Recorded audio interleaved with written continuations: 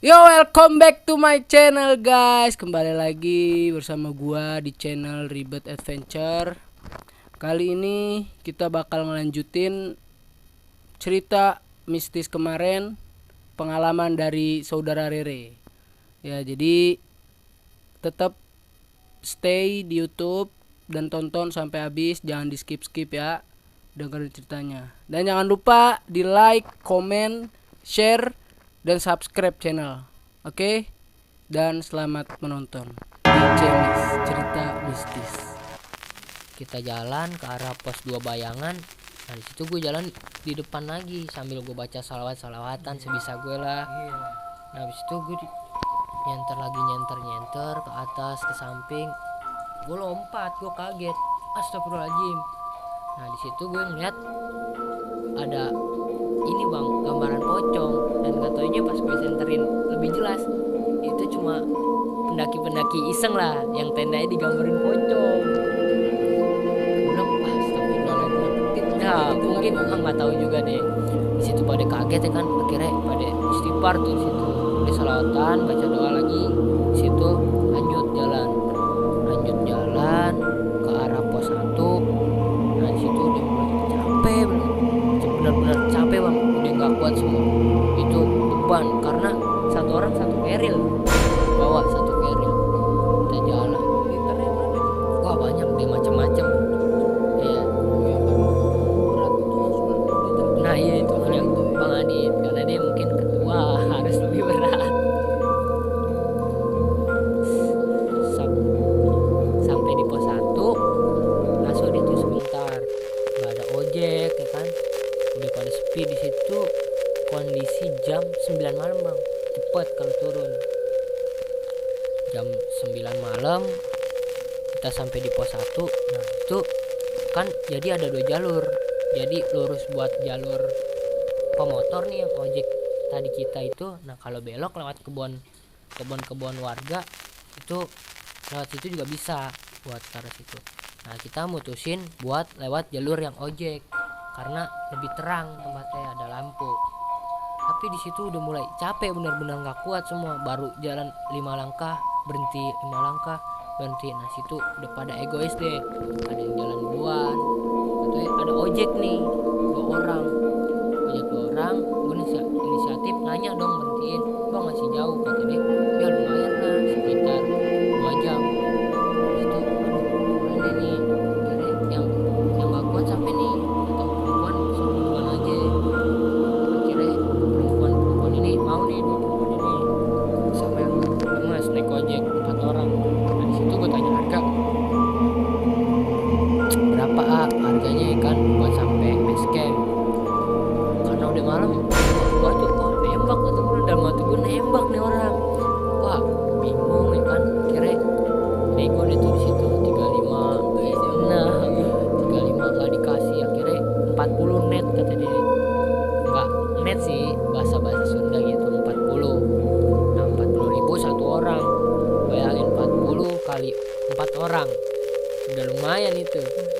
Habis itu kita udah tuh yang naik ojek turun duluan. Nah gue ini yang sisa termasuk Bang Adit turun, tapi itu berasa lama, bener lama banget. Pokoknya di situ udah mulai pukul 5 langkah berhenti. Kita ngelewatin kuburan lah, lewatin kebun warga lah. Akhirnya sampai juga di base camp Sumbing. Nah di situ gue ngeliat jam, karena di atas jam gue mati, nggak tahu kenapa jam gue mati, tapi pas sampai base camp hidup nyala. Mungkin ya baterai lah ketekan atau gimana. Pas gue liat jam 1 bang. Nah gue nggak tahu itu gue kemana bisa jam 1 kan. Nah bayangkan aja, kan tadi ke TK ojek aja cuma 2 jam, berarti jam 9 berarti 10, aturan nyampe jam 11 dong. Nah ini kok bisa sampai 4 jam di jam 1. Tadi naik ojek dia udah duluan nyampe. Dia bilang tadi dia udah nunggu 4 jam kok nggak datang. Nah, di situ udah bingung, udahlah nanti aja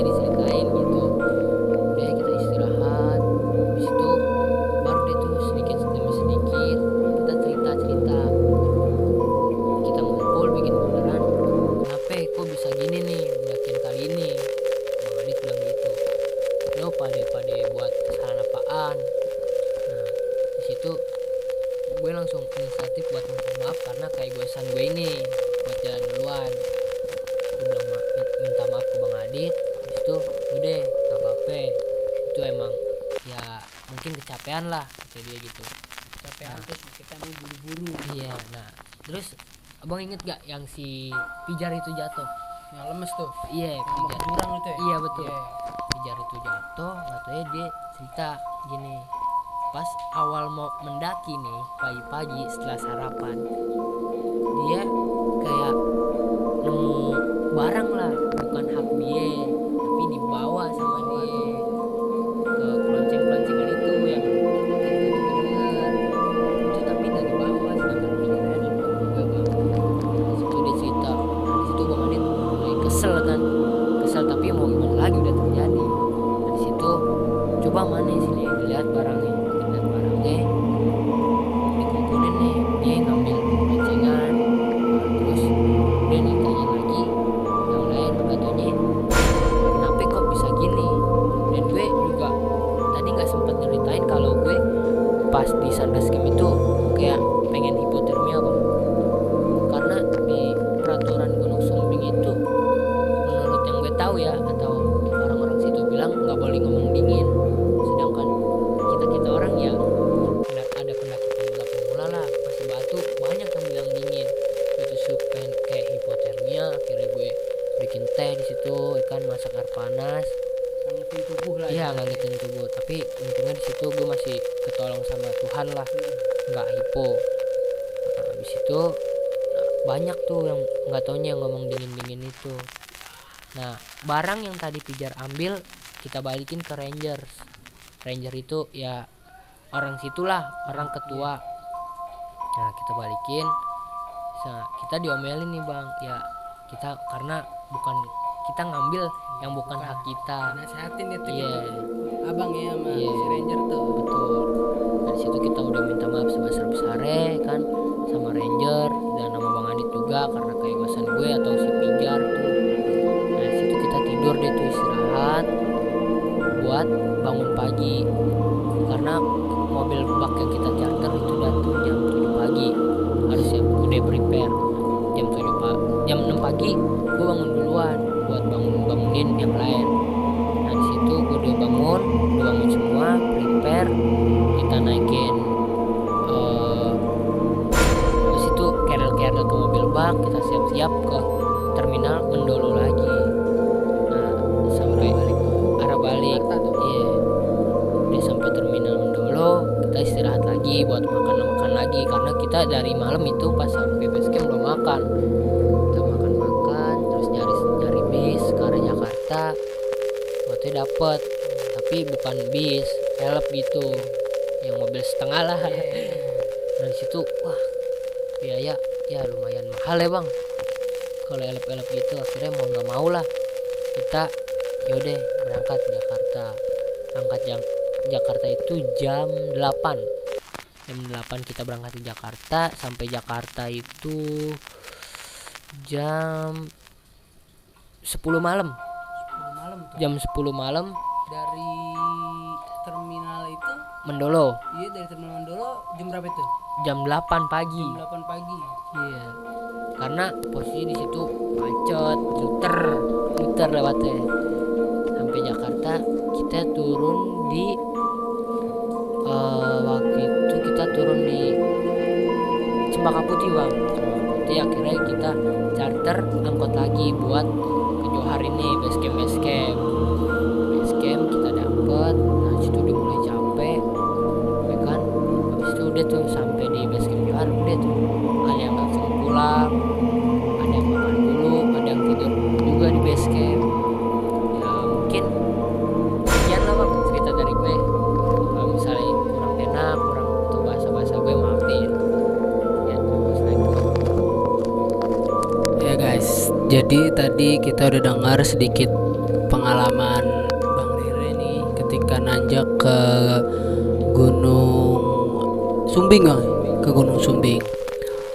Jadi kita tadi udah denger kan, banyak kejadian-kejadian janggal, banyak kejadian-kejadian yang menyebabkan kita tuh dapat balasannya gitu. Nah, intinya nih dari gue pribadi dulu nih bang ya, dimanapun kita berada kita harus sopan. Nah, bener bang. Ya, kita harus sopan karena kita di dunia ini yang hidup itu bukan kita doang. Iya, Ya. Di dunia ini yang hidup bukan cuma dari kalangan manusia. Kita juga punya teman-teman dari yang gak kasat mata juga ada gitu ya. Kita harus saling menghormati, apalagi di gunung. Tempatnya dengar bang, di gunung itu emang salah satu dari sekian kerajaan jin bang. Intinya yang pemula atau yang udah pro lah, udah sering beberapa kali nanjak harus kudu lebih hati-hati gitu bang ya. Mau nanjak sependek apapun itu gunungnya, kita harus lebih hati-hati gitu bang. Itu dari gue. Nah mungkin dari abang nih, ada yang mau abang sampein gak nih buat penonton, biar supaya mereka tuh lebih hati-hati, lebih waspada gitu. Boleh bang di. Jadi kalau pesan-pesan gue menurut sepengetahuan gue lah, ya kan, jangan remehkan tinggi atau pendeknya gunung, karena lo nggak tahu cerita mistisnya atau cerita dulunya, ya kan. Nah, jaga kebersihan juga, jangan ngomong sembarangan. Apa yang dikatakan ranger harus kita ikutin. Kita harus sopan santun karena kan kita bertamu ke gunung, kita harus sopan, harus menghargai, karena kan kita di situ sebagai tamu. Udah sih bang, gitu aja menurut gue. Intinya mah kita harus kudu lebih sopan aja bang ya. Dimanapun kita mau nanjak, kita harus kudu sopan gitu. Jangan ngambil apa yang bukan hak kita gitu, karena nanti kita bakal dapat balasannya kan. Oke, sekian dari cerita Bang Rere tadi yang nanjak ke Gunung Sumbing. Nah semoga dari apa yang Bang Rere katakan atau yang Bang Rere ceritain nih, semoga bisa dicermatin sama penonton sekalian nih. Oke. Nah, buat gue pribadi, pokoknya yang mau pemula, yang udah sering tuh naik nanjak turun gunung, harus lebih hati-hati, harus lebih sopan. Karena kita hidup di dunia itu nggak cuma manusia, kita berdampingan. Nah, terus pasti kan yang namanya gunung ada yang punyanya gitu bang ya, mau yang kasat mata ke, mau yang juru kuncinya kan bang ya. Nah mau nggak mau, tadi kan kata abang kita datang sebagai tamu tuh. Nah mau nggak mau kita harus bisa jaga juga kan bang ya, mulai jaga kebersihan, jaga pikiran-pikiran yang negatif, jaga halusinasi kan, sama jangan jaga omongan kita gitu bang ya. Nah intinya kita tuh mau naik mau turun, kalau kita nemuin sedikit sampah aja ambil, karena itu gunung bukan cuma punya satu orang dua orang, itu gunung punya kita ya. Udah kewajiban kita yang mau naik gunung harus jaga kebersihan gitu. Gue ada pesan nih bang. Oh masih ada pesan nih bang. Oke boleh bang. Gunung bukan tempat sampah bray. Gunung bukan tempat sampah.